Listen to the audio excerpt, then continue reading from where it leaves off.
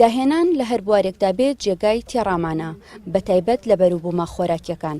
حامید جوتیارێکی پارێزگای هەڵەبجێ و توانیوێتی گەنمەشامیەک بە 16 ڕەنگی جیاواز بەرهەم بهێنێت.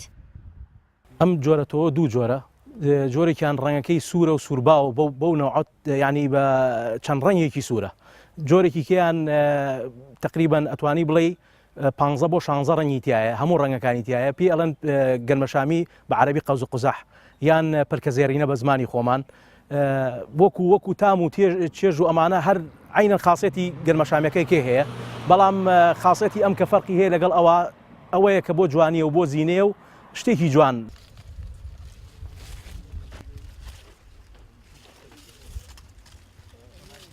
طبعا تا ئیسا نە لە کوردستان نە لە عێراق نەهاتۆتە ئێرە و ئێمەمانەوێت لەم ناوازەیە کە هەیە لەم ناوازەیە دەریکەین، بەڵام لەژێر ئیشراف و بەڕێوەبردننی بەڕێوەبەرایەتی گشتی کشتتوکاڵی هەڵەبجە کە ئێمە زۆر سوپاسیان نەکەین. لە ڕوبەری نیودۆنم زەویدا و لە ژێر چاودێری بەڕێوەبەرایەتی کشتتوکاڵی هەڵەبجە ئەم گەنمەشامیە بەرهەمهێنراوە. وەک ئەم ئەندازیارەی کشتتوکاڵ ئاماژەی پێدەدات بە هێنانی 250 دەنکە گەنمەشامی توانراوە بڕی یەک بەرامبەر بە 600 بەرهەمەکە زیاد بکەن.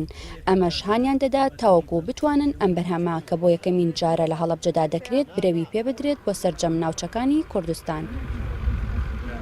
بەڵێ خۆی وەکو گەنمەشامی شتێکی تازەن، ینی گەنمەشامی بە درێژایی مێژوو لە شارەزورا لە کوردستان نەکراوە، بەڵام ئەمەی کە تازەگەری ئەمان هێناویانە نزیکەی 16 ڕەنگ لەخۆ ئەگرێ، ینی بڵێن گەنمەشامیەکان نزیکەی 16 ڕەنگە، بۆ شتێکی جوان و تازەیە و شتێک دڵ ینی حەزی پێکا شتێکی جوانە. و ئەم برادرانەی کێڵگەی کوردستانە لەژێر چاودێری بە ڕێوەبەراتی کشتتوکاڵی هەڵەبجە ئیشیان کردووە و توانیوانە لە بڕی تەنها 250 دنک، ئەنی بە دنک کە لە وڵاتی تورکیاوە هێناوێنە، توانیوانە سەرکەوتوو لە ئیشەکانەوە پەرەی پێبن و ئەتوانم بڵێن بڕشتی ئیشەکان لە سا 600 تا لە سا 800 لەوانەیە زیاتریش بوو بێت. مێژووی بەرهەمهێنانی ئەم جۆرە گەنمەشامیە دەگەڕێتەوە بۆ ساڵی 2012 لە کەنەدا، لە پاش ئەوە لە ساڵی 2016 هێنراوەتە تورکیا و پارساڵیش بۆ یەکەمین جار هێنرایە پارێزگای هەڵەبجە و یەکەمین بەرهەمی لە پێشەنگای خواردنە خۆماڵیەکان نمایشکراوە و بۆتە جێگای سەرنجی میوانان و هاوڵاتیانی کوردستان. ئەڤین عەتا، کوردستان 24 هەڵەبجە.